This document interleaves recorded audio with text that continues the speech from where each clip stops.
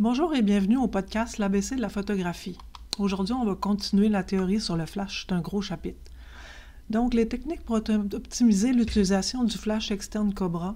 Comme la lumière produite par le flash posé sur la caméra est dure et étroite, quelques options s'offrent à vous afin d'optimiser son utilisation. Premièrement, vous pouvez illuminer votre sujet avec un autre angle que directement au-dessus de la caméra. Deuxièmement, créer une surface plus large du faisceau lumineux par rapport à votre sujet. Troisièmement, diffuser la lumière du flash. Et quatrièmement, adapter la couleur du flash à celle de la lumière ambiante.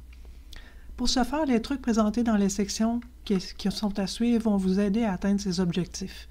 Cette liste de trucs et techniques n'est pas exhaustive, mais elle vous permettra d'élargir l'utilisation de votre flash Cobra, ainsi que de vous amuser à être créatif sur vos scènes photographiées. Vous apprendrez que le flash placé sur la caméra, qui est souvent snobé par les photographes, a au contraire plusieurs atouts dans son jeu. Réfléchir le faisceau lumineux. Seul le fait de réfléchir le faisceau lumineux sur une surface grande et claire, par exemple sur un mur, un plafond ou toute surface réfléchissante suffisamment grande pour élargir la source lumineuse et adoucir sa qualité, permettra de créer un portrait naturel. Pour ce faire, inclinez la tête du flash sur la surface choisie avec un angle d'environ 45 degrés entre la caméra et votre sujet, ou en dirigeant la tête derrière vous avec un angle de 45 degrés entre le plafond et l'appareil. Des cartes se vendent aussi pour les cas où il n'y a pas de plafond blanc et assez bas. Au besoin, avant de réfléchir votre flash, vous pouvez augmenter sa puissance en plaçant un carton noir autour de la tête avec un élastique. Cela permettra de ne pas perdre la portion de lumière se dirigeant sur les côtés. Le carton peut aussi être du tissu rigide ou du foam. LumiQuest vend un adaptateur créant spécifiquement cet effet, le snoot qu'on appelle. Agrandir la source lumineuse. Donc, en général, plus une source lumineuse est grande et plus la lumière sera douce et créera une transition plus flatteuse entre les zones de clarté et d'ombre.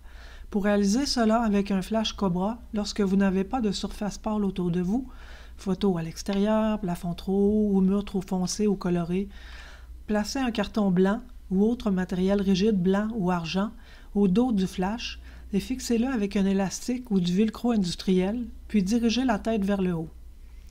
Même si cette surface réfléchissante ne serait que 2 fois plus grande que le flash, vous venez d'agrandir la surface lumineuse d'autant de fois. La lumière produite sera plus douce et plaisante pour votre sujet.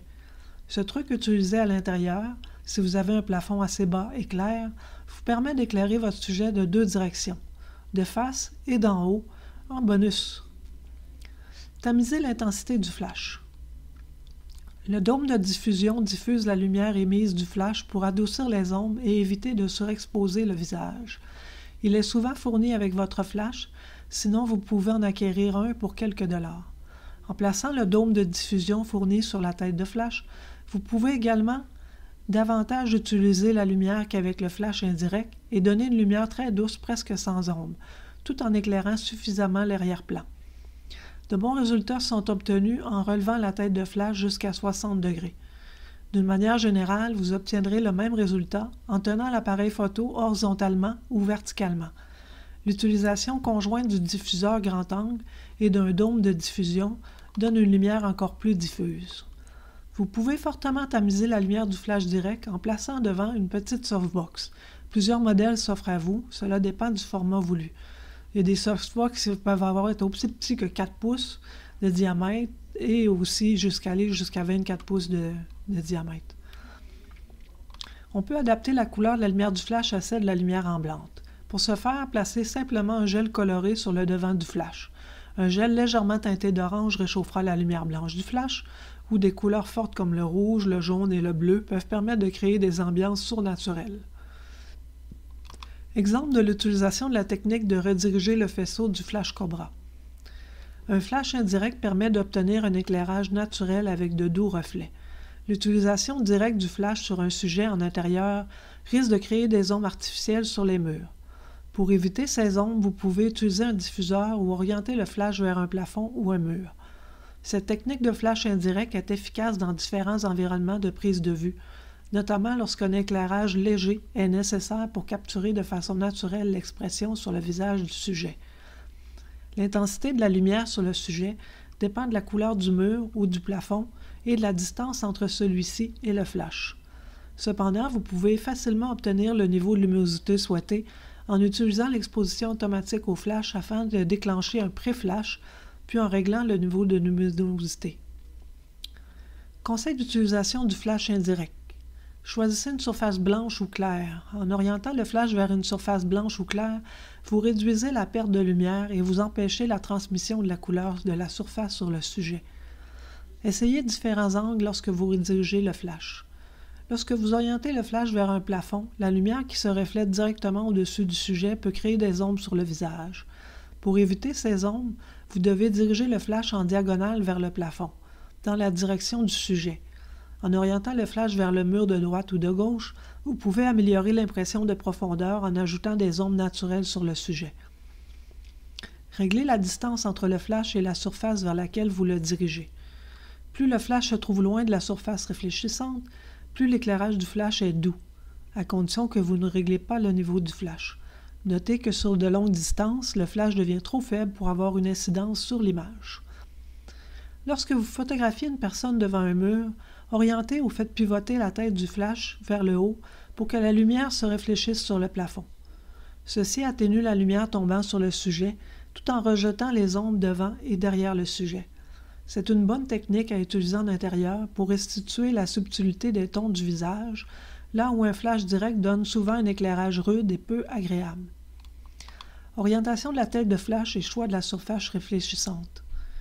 Orientez la tête de flash d'au moins 50 degrés pour obtenir la meilleure ambiance flash. Assurez-vous aussi que la lumière du flash n'éclaire pas directement le sujet. Vous obtiendrez de meilleurs résultats en mettant la tête de flash à 1 à 2 mètres de la surface réfléchissante. Lors d'une prise de vue en couleur, choisissez une surface blanche ou très réfléchissante.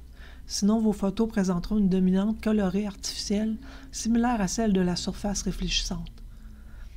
Le flash Cobra permet d'éclairer le sujet de manière différente, en direct, indirect, avec une lumière diffuse, etc. Voici une série d'images montrant ce que l'on peut faire à partir des éléments fournis avec votre flash. On peut diriger le flash directement sur le sujet. On obtiendra une lumière plate avec de fortes ombres et un premier plan plus clair que l'arrière-plan. En ajoutant le diffuseur devant le flash, on obtient des ombres un peu moins fortes et une lumière plus étalée. En utilisant le petit réflecteur intégré au flash, il est possible d'ajouter une lumière discrète qui se mélangera plus facilement avec la lumière ambiante. Lorsque le plafond de la pièce est blanc et pas trop haut, orienter le flash vers lui permet d'augmenter la lumière ambiante sans changer de température de couleur. En revanche, l'éclairage qui en résulte est un peu trop uniforme et plombant. Enfin, en dirigeant le flash complètement vers l'arrière sur un mur blanc, on obtient une lumière tamisée et discrète, changeant très peu la lumière ambiante. Le fait d'orienter le flash vers des surfaces éloignées ou d'utiliser un diffuseur offre certes des avantages au niveau de la qualité de la lumière émise, mais il ne faut pas oublier qu'il perd alors également beaucoup de sa puissance. Ces effets se prêtent en fait surtout aux portraits et aux autres photos de prise de proche. Voyons la synchronisation au premier rideau versus au second rideau. Le déclencheur de votre appareil réflexe est constitué de 2 rideaux. Lorsque vous relâchez le déclencheur, le premier rideau se lève et révèle la surface du capteur numérique permettant à la lumière de l'atteindre. Une fois que l'exposition est terminée, le second rideau recouvre la surface du capteur révélée par le premier rideau. Par la suite, les 2 rideaux retournent à leur position initiale. Afin de permettre des vitesses d'exposition extrêmement rapides, les designers d'appareils ont dû développer un tour d'ingénierie. Lorsque le premier rideau commence à révéler la surface du capteur, et bien avant qu'il termine son trajet, le second rideau part de sa position initiale et suit le parcours du premier. Comme les 2 rideaux se suivent, laissant une petite ouverture entre les deux, seulement une petite portion de lumière atteint le capteur. Ce triomphe d'ingénierie permet aux caméras d'atteindre des vitesses maximales d'exposition allant de 1/4 millième de seconde à 1 millième de seconde. Par défaut, votre boîtier déclenchant le flash lorsque le premier rideau s'ouvre, dans la plupart des situations, c'est ce que vous voulez. Mais lorsque vous photographiez un objet en mouvement et que vous voulez obtenir une traînée derrière le sujet pour créer un bel effet de suggestion du sens du mouvement de votre sujet, il est préférable d'utiliser la synchronisation au second rideau. À ce moment, le boîtier va déclencher le flash tout juste avant de fermer le second rideau, donc à la fin de la durée de l'exposition. Ceci permettra d'obtenir une photo avec le flou de mouvement derrière le sujet, celui-ci étant figé par le flash seulement à la fin de l'exposition. La synchronisation sur le second rideau permet de faire des photos où le flou de lumière apparaît derrière le sujet plutôt qu'en surimpression. Technique de synchronisation à basse vitesse. La technique de synchronisation lente, appelée communément drag de shutter, est une technique d'exposition d'une scène au flash qui permet d'incorporer les détails de l'arrière-plan dans l'image. Pour ce faire, il s'agit d'utiliser une vitesse lente de l'obturateur, habituellement entre 1/15e à 1/60e de seconde, selon la scène à photographier. Comme le sujet sera éclairé principalement par le flash, qui agit beaucoup plus rapidement à environ 1/200e ou 1/250e de seconde, selon le modèle de caméra, il sera net car figé par l'effet instantané du flash. Alors que le background, qui est éclairé par la lumière ambiante, sera net s'il est composé d'éléments fixés dans la scène. On obtient ainsi une combinaison d'éclairage des éléments, un sujet net figé par l'impulsion du flash et des éléments environnement illuminés pendant un temps plus long, afin de capter cette lumière plus faible. Avec un flash dédié TTL couplé avec le lecteur de lumière de la caméra, cela produira une exposition correcte pour le sujet à l'avant-plan. Pour déterminer quelle vitesse utiliser pour exposer l'arrière-plan, il s'agit de prendre une lecture de lumière et de fixer la vitesse avec une sous-exposition d'environ un stop. S'il y a des objets ou sujets animés à l'arrière-plan, faites attention aux fantômes.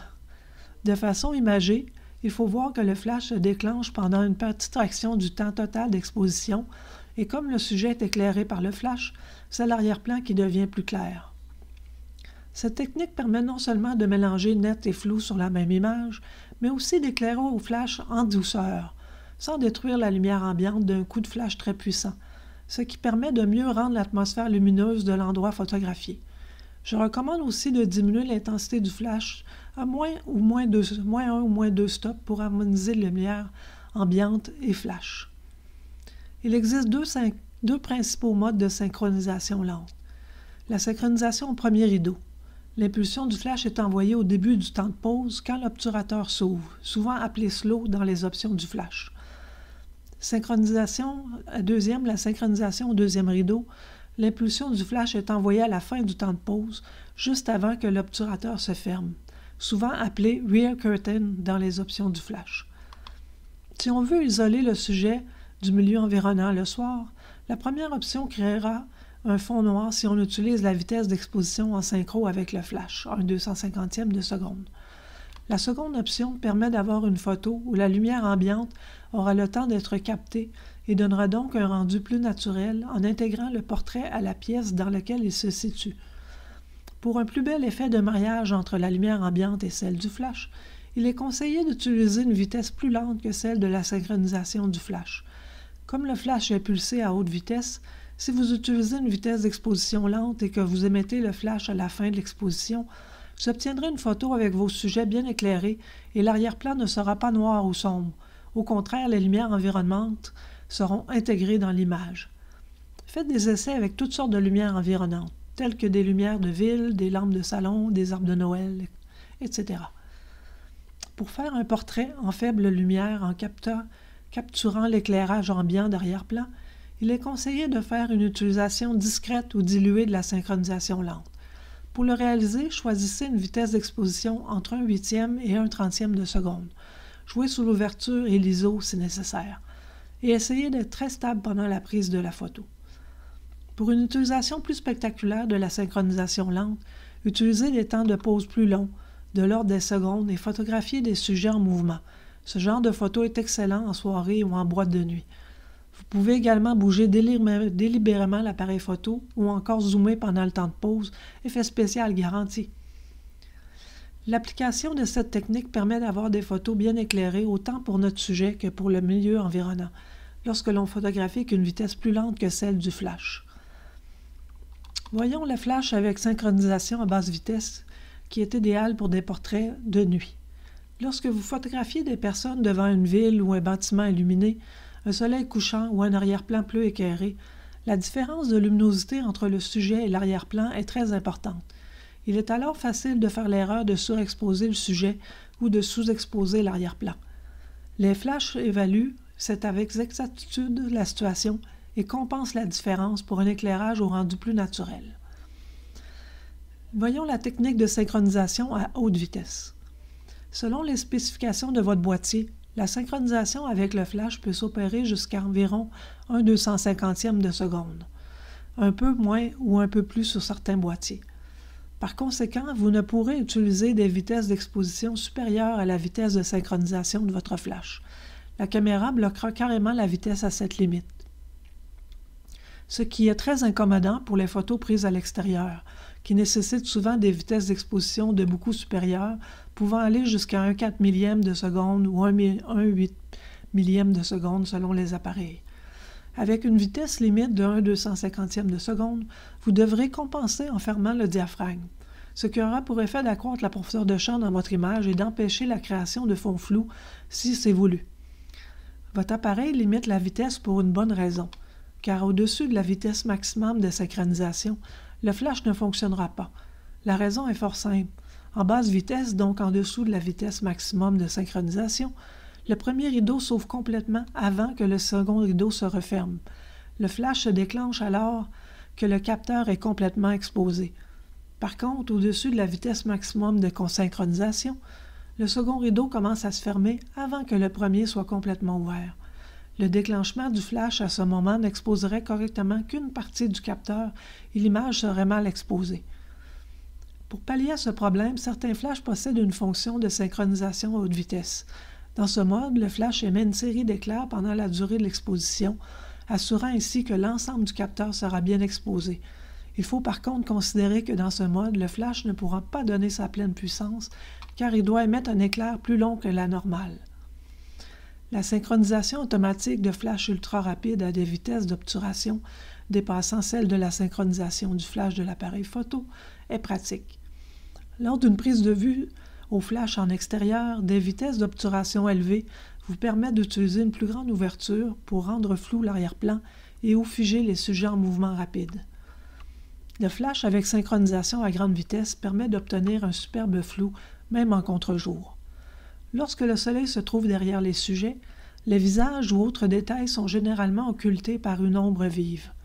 Les photographes peuvent éliminer ces ombres en adaptant l'exposition, mais ce type de compensation entraîne généralement une surexposition de l'arrière-plan. Le flash est donc souvent utilisé à l'extérieur comme lumière de remplissage, pour contrer celle du soleil qui cause des ombres très prononcées et peu flatteuses dans le visage, technique du fil flash, qu'on a vu précédemment dans un autre podcast. Cette technique est souvent efficace pour le portrait en extérieur car elle éclaire les zones sombres du sujet et offre également un excellent équilibre entre la luminosité du sujet et de l'arrière-plan. Cependant, son utilisation est limitée car la vitesse d'obturation ne peut pas dépasser la vitesse de synchronisation X et l'ouverture doit être diminuée pour compenser le niveau de luminosité plus élevé. Certains flashs offrent une solution parfaite.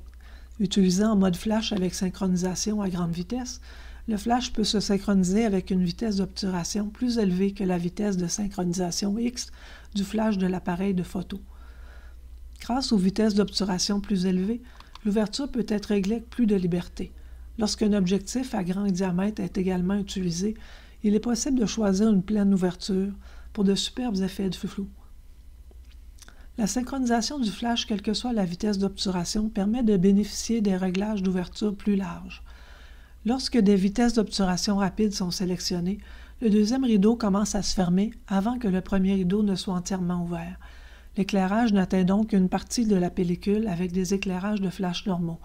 Le mode flash avec synchronisation à haute vitesse fonctionne à une fréquence de 50 kHz environ pendant l'exposition afin d'obtenir une synchronisation du flash pour toute vitesse d'obturation.